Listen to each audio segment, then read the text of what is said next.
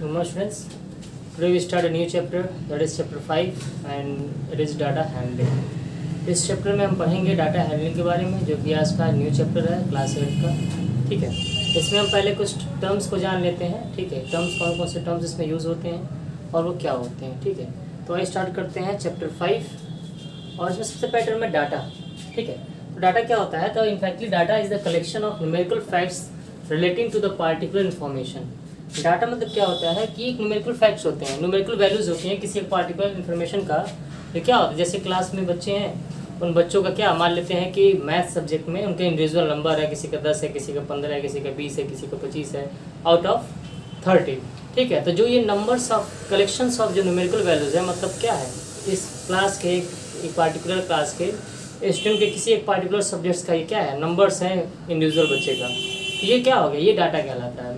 ठीक है, ऑब्जर्वेशन क्या होता है? तो ऑब्जर्वेशन कह सकते हैं कि ये सिंपल से क्या है, it is each numerical facts, मतलब कि हर इंडिविजुअल बच्चे का जो मार्क्स है वो उसका ऑब्जर्वेशन हो गया। ठीक है, ऑब्जर्वेशन मतलब क्या होता है, जो ईच न्यूमेरिकल फैक्ट्स होता है उसे कहते हैं ऑब्जर्वेशन। जैसे किसी क्लास में बताएं अभी, अगर मैथ्स के स्टूडेंट्स का अगर राम का 20 नंबर है, श्याम का 25 नंबर है 30 में, तो इंडिविजुअल जो वैल्यू है 25, 30 इंडिविजुअल पर्सन की, वो क्या है, वो ऑब्जर्वेशन कहलाता है। ठीक है, रॉ डाटा क्या होता है? रॉ का मतलब होता है कच्चा, यहाँ पे रॉ डाटा का मतलब होता है जो डाटा आपके ओरिजिनल फॉर्म में होंगे। ठीक है, यानी कि जो भी डाटा आपको क्या है ओरिजिनल फॉर्म में होता है उसे हम कहते हैं क्या, रॉ डाटा कहते हैं। जैसे कि बोल दिया कि number of students in class 6 या class 8 are 20 and each students got 25 marks in, कह सकते हैं इन मैथ्स। ठीक है, अगर सब बच्चे 25 नंबर पाते हैं तो हर बच्चे का 25 मार्क्स हो गया। ठीक है, या कहते हैं कि 8 में जो साइंस में है इंडिविजुअल बच्चे का जो नंबर्स है, किसी का 10 नंबर है, किसी का 15 नंबर है, किसी का 20 नंबर है, किसी का 25 नंबर है 30 में, तो क्या कहलाएगा, सिंपल से एक रॉ है, रॉ डाटा है। मतलब कि मैंने क्या बताया कि ये जो ओरिजिनल फॉर्म में डाटा है, मैंने इसको बता दिया, तो क्या होगा, ये रॉ डाटा जो होते हैं वो जो डाटा ओरिजिनल फॉर्म में होते हैं उसे कहते हैं रॉ डाटा। रेंज क्या होता है? तो रेंज का मतलब ये होता है कि difference between the highest and the lowest observation in the data. Range का मतलब होता है कि जो क्लास में सबसे अधिक पाने वाला लड़का और उसी क्लास में सबसे कम नंबर पाने वाले लड़के का जो बीच का डिफरेंस होता है नंबर के वैल्यू का, उसे कहते हैं क्या, उसे कहते हैं रेंज। ठीक है, अब आते हैं स्टैटिस्टिक्स। स्टैटिस्टिक्स होता क्या है? तो ये बेसिकली क्या होता है कि जो study of collection, organisation, presentation, analysis and interpretation of numerical values. मतलब कि स्टडीज में क्या होता है कि क्या करते हैं, उसमें किसी डाटा को कलेक्ट करते हैं। ठीक है, उसको ऑब्जर्वेशन जो भी होता है उसका ऑब्जर्वेशन लिखते हैं, उसको ऑर्गेनाइज अच्छे तरीके से ऑर्गेनाइज करके क्या करते हैं, टेबलर फॉर्म में या उसको टेबलर फॉर्म में करते हैं। ठीक है, और उसके बाद क्या कर सकते हैं, उसको प्रेजेंट करते हैं, फिर उसको एनालिसिस करते हैं, एनालिसिस करने के बाद क्या डाटा क्या कह रहा है उसके बारे में क्या बताते हैं। तो स्टैटिस्टिक्स बेसिकली ये होता है। इसमें एक और टर्म आता है फ्रीक्वेंसी ऑफ ऑब्जर्वेशन। फ्रीक्वेंसी का मतलब ये होता है कि किसी गिवन डाटा में जो सबसे अधिक बार जो नंबर रिपीट करता है उस ऑब्जर्वेशन में, उसे कहते हैं फ्रीक्वेंसी ऑफ ऑब्जर्वेशन में, यानी कि number of times the observation of a given data या ईच डाटा रिपीटेड। किसी डाटा में जो वैल्यू बार बार रिपीट करती हो, सबसे अधिक बार रिपीट करे, वो कहलाती है फ्रीक्वेंसी। ठीक है, जैसे कि किसी डाटा में अगर मान लो क्या है 2 8 7 2 3 5 6 2, ये क्या है आपका, ये गिवन डाटा है। ठीक है, इस डाटा में जो सबसे अधिक बार रिपीट हुआ है, देखिए 2 जो है मैक्सिमम टाइप्स रिपीट हुआ है, तो ये कहलाता है फ्रीक्वेंसी। क्या कहलाएगा, ये फ्रीक्वेंसी कहलाएगा। मतलब कि फ्रीक्वेंसी मतलब ये हो गया क्या, किसमें फ्रीक्वेंसी का मतलब होता है जो डाटा क्या करती है, बार बार रिपीट करता है। लिखा है ना, number of times the observation occurs in the given data, यानी कि ये कहलाता है फ्रीक्वेंसी ऑफ ऑब्जर्वेशन। यानी कि 2 कितनी बार आया, 2 3 बार आया, 1 कितनी बार आया, 1 बार आया, तो इसकी फ्रीक्वेंसी हो गई। ये कुछ चीज़ें हैं फ्रीक्वेंसी के बारे में यहाँ पर पढ़ना है। ठीक है, अब बताते हैं फ्रीक्वेंसी डिस्ट्रीब्यूशन टेबल क्या होता है। तो आइए हम पढ़ते हैं फ्रीक्वेंसी डिस्ट्रीब्यूशन क्या होता है। ठीक है, टैली का ग्राफ क्या होता है इसके बारे में बताते हैं। जैसे कि इसमें एक एग्जांपल मतलब लिया है। ठीक है, उसमें क्या है, नंबर ऑफ रोजेज है। ठीक है, यानी कि नंबर ऑफ रोजेज दिया है इन अ प्लांट। कह रहा है कि हर एक प्लांट में कितने कितने रोज हैं, एक प्लांट में कितने रोज हैं, इसके बारे में दिया है। ठीक है, इसलिए क्या करना है, इससे हमको हर जो डाटा है find the frequency of each observation. जो अब ये क्या है, सारे ऑब्जर्वेशन कहलाएंगे। तो ईच ऑब्जर्वेशन का हमें फ्रीक्वेंसी टेबल बनाना है, यानी कि नंबर ऑफ डाटा वो कितनी बार रिपीट कर रहे हैं इंडिविजुअल, और उसके बाद हमें फ्रीक्वेंसी डिस्ट्रीब्यूशन टेबल बनाना है। ठीक है, फ्रीक्वेंसी डिस्ट्रीब्यूशन टेबल हमें बनाना है। तो सबसे पहले हम क्या करते हैं, जो भी डाटा दिया होता है पहले अरेंज कर लेते हैं। Arrange the data in ascending order, data in ascending order. तो हम पहले क्या करते हैं, जो भी डाटा दिया होता है क्या कहते हैं, इसमें किसी भी जब भी आप ये सॉल्व करेंगे डाटा हैंडलिंग, तो जब भी आप क्या जो डाटा दिए होते हैं पहले उसके असेंडिंग ऑर्डर में क्या करते हैं, हम अरेंज कर लेते हैं, यानी कि इंक्रीजिंग ऑर्डर या डिसेंडिंग ऑर्डर में जैसे आपको इच्छा रहा है उसे कर लेंगे, असेंडिंग ऑर्डर अधिकतर करते हैं। ठीक है, तो फिर देख लेते हैं 1, फिर आया 1, एक 1 हो गया, 2 1 हो गया, 2 1 हो गया। अब क्या है 2, एक बार, दो बार, तीन बार आया है 2 ना, हाँ, 3 टाइम्स 2, 3 कितनी बार आया है, 1 2 3 4 टाइम्स, 4 टाइम्स 3 आया। 4 कितनी बार आया है, 1 2 3 4, 4 टाइम्स 4 भी आया है। 5 कितनी बार आया है, 1 2, 1 और 2 टाइम्स 5 आया है, और 6 1 टाइम्स आया।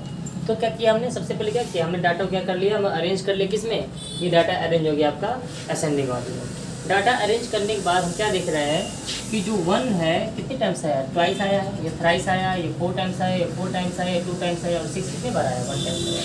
ये क्या है, ये फ्रीक्वेंसी है, मतलब कि एक प्लांट में, ठीक है, यानी कि एक फूल किसी प्लांट में, प्लांट रोज के में एक फूल आने वाली संख्या कितना है, 2, यानी कि जब फ्रीक्वेंसी टेबल बनाते हैं तो फ्रीक्वेंसी टेबल में क्या लिखेंगे, बनाएंगे नंबर ऑफ रोज, ठीक है, नंबर ऑफ रोजेस किसमें, नंबर ऑफ रोज किसमें है, ये आपका हो गया ऑब्जर्वेशन कहलाएगा।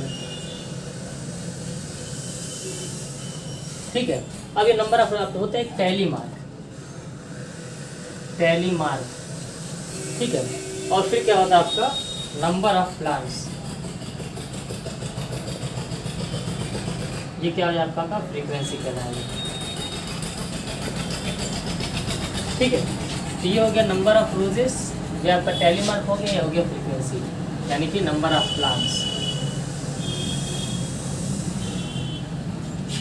टैली मार्किंग बेसिकली होता क्या है, टैली मार्किंग होता है 1 लिखना है तो 1 गंदी, 2 लिखना है तो 2 बार, 3 लिखना है तो 1 2 3 टाइम्स, 4 लिखना है तो ये 4 टाइम्स हो गया, और जो 5 लिखना होता है तो 1 2 3 4 एक कट कर देते हैं, ये हो गया 5। ठीक है, तो ये होता है टैली मार्किंग, यानी कभी कभी बोलता है कि जो हमको ये फ्रीक्वेंसी टूल बनाना है टैली मार्किंग बनाइए, तो टैली मार्किंग में ये सिंबल्स का यूज़ करेंगे। 1 की जगह ये लिखने के बाद ये क्या ऑब्जर्वेशन हो जाएगा, टैली मार्किंग, यहाँ बता दे रहा हूँ टैली मार्क्स। ठीक है, तो देखते हैं नंबर ऑफ रोजेज, ऑब्जर्वेशन क्या है 1, यानी कि एक आने की फ्रीक्वेंसी कितनी है, 1 2 बार आया है, 2 टाइम्स, यानी कि फ्रीक्वेंसी ये भी है, लेकिन टैली मार्किंग में नंबर फ्रीक्वेंसी क्या हो जाएगा 2 टाइम्स।